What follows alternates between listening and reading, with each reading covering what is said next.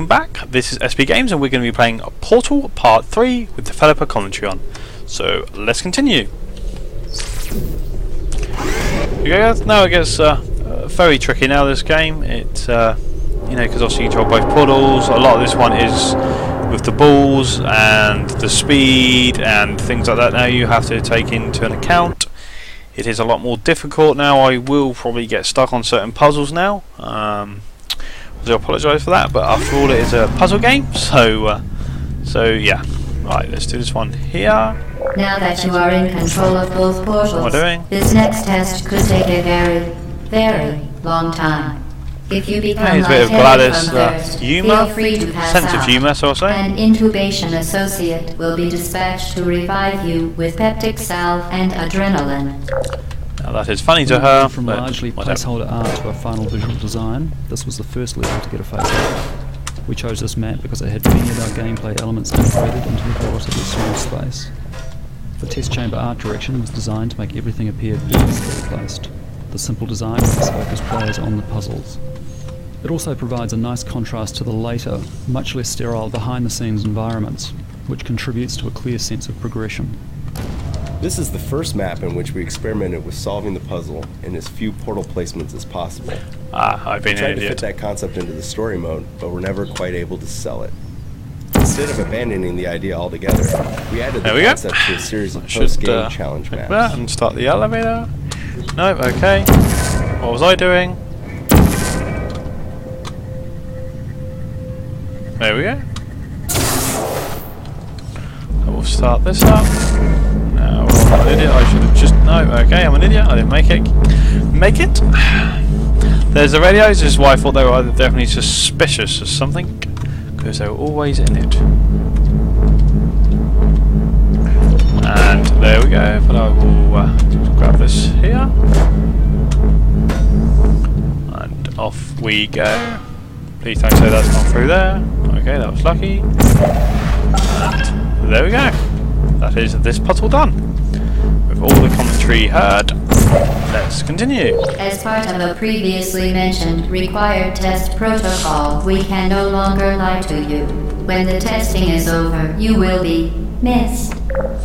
Again, that's a lovely sense of humor. A problem we came across with virtually any puzzle involving boxes and doors was that the players could portal the boxes to the other side of the door, thereby trapping themselves in a room with buttons but no boxes.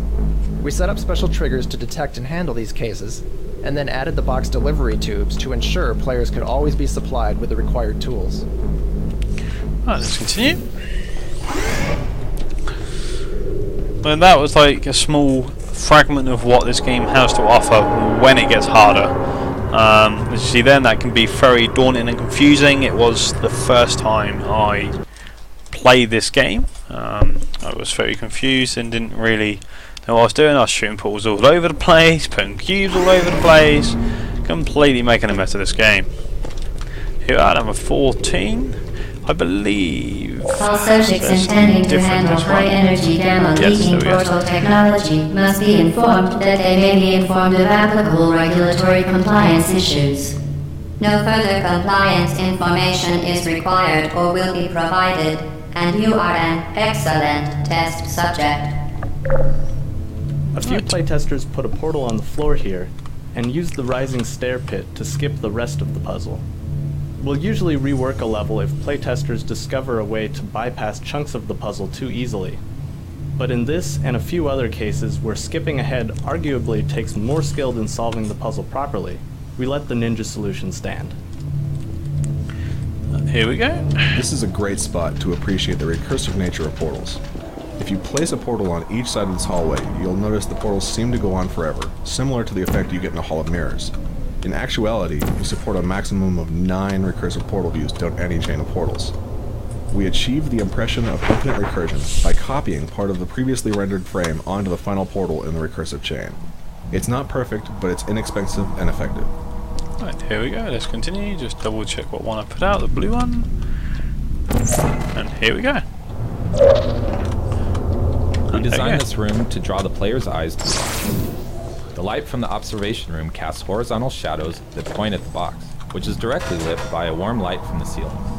This warm light, helps the box stand out against the predominantly cool test chamber lighting. The varying size squares of the off-limit surface also help direct the player's attention upward. Well, let's continue on, guys. You can actually do that one there, the developer actually spoke about. If you do that and drop that, you can actually jump onto that. It's obviously cheating and not the legit, but as he said, it does take a lot more skill to figure that out than it did, you know, just generally doing it. Okay, I've almost just messed up there. I knew there's a reason I looked at that light, and there's a reason for that, is you've got to just shoot one here. There we go. So when I get into the next one, I shoot the orange one, which will allow me to complete this fragment of this puzzle. Or this puzzle, actually. This is the end of it. Because I didn't realise that at first, I took ages to do it, because I shot one there, being lazy, couldn't be asked to walk this bit. I don't know what the hell was going through my mind, but that's what I was doing. And as you can see, that doesn't look very friendly stuff. That kind of looks like acid. So here we go, let's jump over here, and we shoot this one here. This should be that puzzle completed. There we go. Very good. A complimentary victory lift has been activated in the main chamber. And off we go. This will be the next part.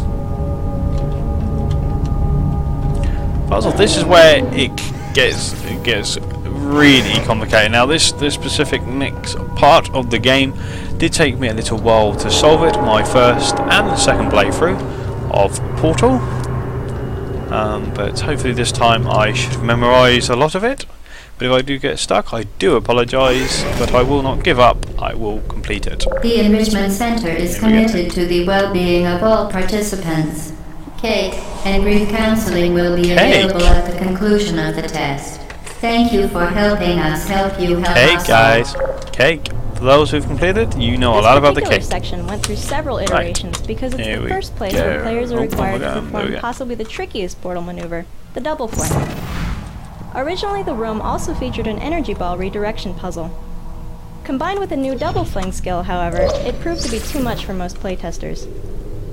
Overwhelmed players tend to not digest new information, so we simplified the puzzle to require only the double fling. To nudge players in the right direction, we also included visual hints, such as the previously introduced single fling theme, the pushed-out concrete slab with a checkerboard landing zone. Right, let's go in then, guys. This is where I actually got stuck for hours on my first playthrough. Oh no, sorry, not this bit, the next room after this one. This puzzle requires players to redirect an energy ball through multiple portal placements. The multiple steps cause many early playtesters to panic and accidentally redirect a ball right into themselves, with deadly results. We redesigned the test chamber so that portals can only be placed in the top half of the room, which solved the problem by generally leaving players out of the ball's reach. Right, there you go, guys. Right. There's on here. Let's continue on. Why am I thinking there's something around here? Okay, that's the room we'll just come on. What the hell am I doing? This is where I'm going to be going. Here we go. And up we go. Up, up and away. Right. This one on my first playthrough, I'd say about an hour. I couldn't do this one. I don't know why. We noticed through our playtest that many of our players weren't aware of the fact that you could place portals while falling. Since placing portals as you are falling is essential to accomplishing flings and many other portal tricks, we implemented this puzzle so that the only way to solve it was to use the mid-air placement tactic. Okay, I messed up there. It took numerous iterations and lots of tuning before this consistently played well. There's this one there. I just shot the wrong one. I always do this. What I want to shoot is obviously the orange one. There we go. Right. And now again, you just do the whole thing. Again. And we're over. There we go. And now this. The most important purpose of this final test chamber is to cement the double fling maneuver training. For previous flings, we employed a visual cue, a pushed out section of a wall. In preparation for the more free-form I've messed up on this one. This one ain't going to work. We take the training wheels off. To proceed, players must realize they can double fling almost anywhere they want to, with or without hints. This is one's going to take a little bit of time. This one I cannot quite remember it. Okay, have I done this wrong? Yes, I have. I've directed it the wrong way.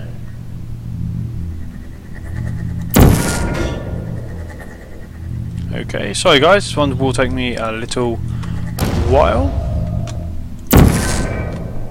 I will get there in the end. There we go guys, I've done this puzzle now. There we go. So that one guys, I kind of got it wrong at first. But now I can't remember how the heck I get over. Is it this? Okay, I think it's just, yeah, it's as easy as that. On that one. There you go. Okay, this can be a pain as well. You have to wait for the lift. There you go. Up to you. Okay, oh yeah, yes, this one is a pain because you can actually die. Yeah. This one is a actual pain because one. You have to wait for the lift and shoot another portal there and there and then there and there and right, just I didn't make it. Okay, this one can be a pain. It's literally again, it's just timing. But I will respawn any second. There we go, guys. Okay, I did do badly on that bit. Hopefully this time we can pass it first time. I've already messed up, haven't I? Yep. This bit here took me a little while. It is just timing, which I'm not a very patient person. But this time round we can do it.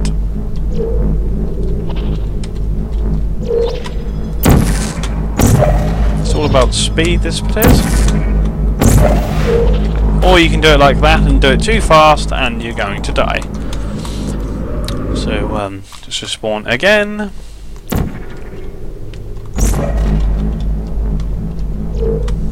Okay, there we go. There we go. There we go. It should be coming round, but it's not. I don't know why.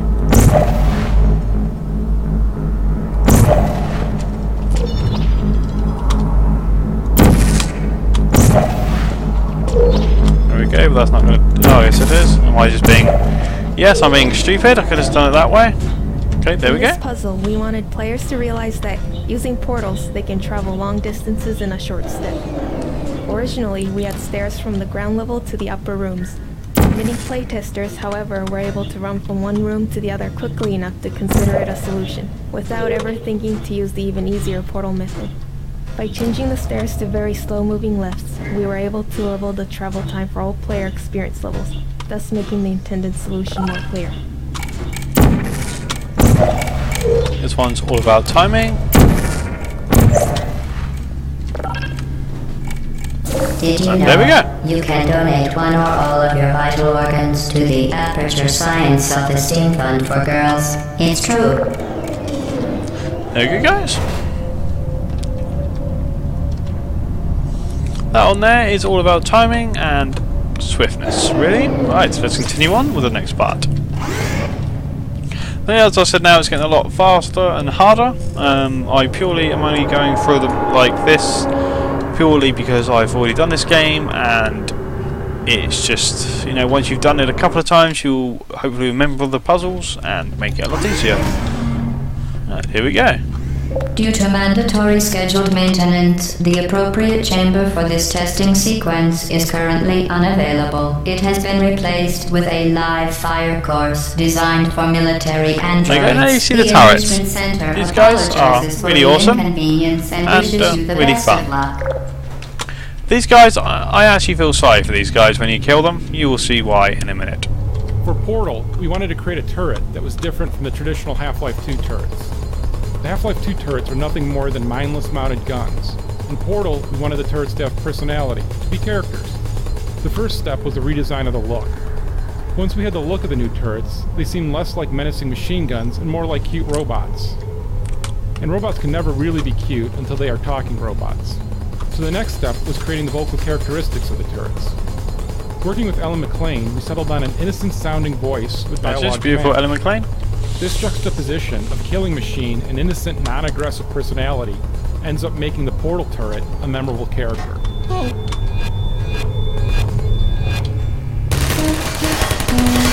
Ah, you gotta feel sorry for them guys. Right, here we go again. Even though we didn't want Portal to be too combat heavy, we wanted to add at least a light combat mechanic. After a few less than successful attempts to actually realize this light combat concept, we settled on turrets as a good compromise. The turrets can be defeated with tricky portal maneuvers, but they're also susceptible to a more straightforward berserker approach. There you guys. Oh, so cute, aren't they? Oh. Well, these guys may look cute, but they are deadly. There we go. That's that one. This one is the cube. I believe there is a secret in this bit. Here we go. Even though Portal tells a simple story, we created a lot of backstory. For Aperture Science, for its employees, for its rivalry with the hated Black Mesa, and for where all of this fits into the cosmology of Half-Life. This first Portal game doesn't reveal all of it, but we crammed a lot of little details into the environments.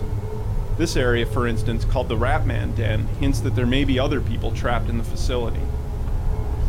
There you guys. Let's put here, you...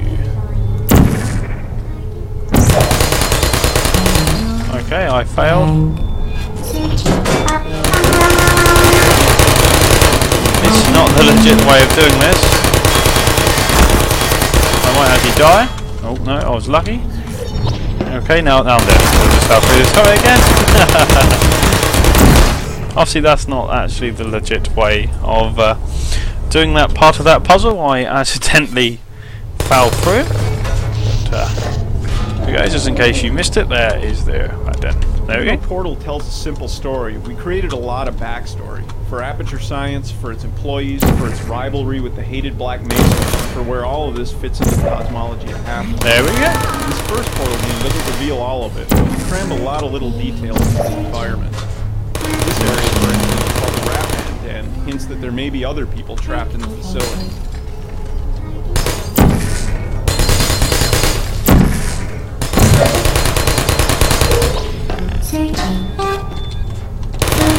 I'm not sure if that is a legit way of doing that bit, but I found that way a bit easier. See, look, the radio's here again.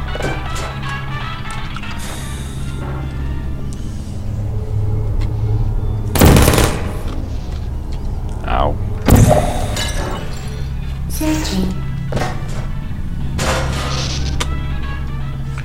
Okay, both of them missed. Terrible. Ow, ow, and ow. Sleep mode activated. There we go, that's that one. I have to do it myself. Right, let's try and get the other one. Be quiet, but they will kill you. I've missed again. Are you still there? Okay, I didn't kill that one. Uh-oh.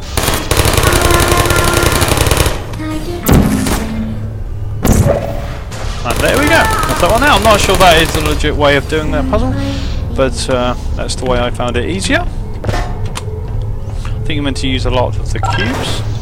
Ow, okay, I forgot that one was there. This one again, you just do that, and you just go behind them, poor little guy. Sorry. Oh, I didn't see that one.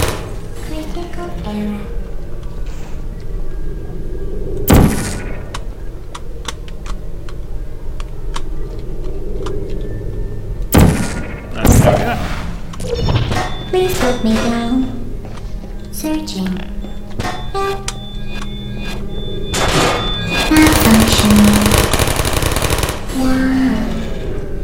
Well done, Android. The Enrichment Center once again reminds you that Android Hell is a real place where you will be sent at the first sign of defiance. And there we go, guys. I hope you enjoyed part 3 of Portal with the Developer commentary on. Please like, please comment, and please subscribe. Thanks ever so much for tuning in. Thank you.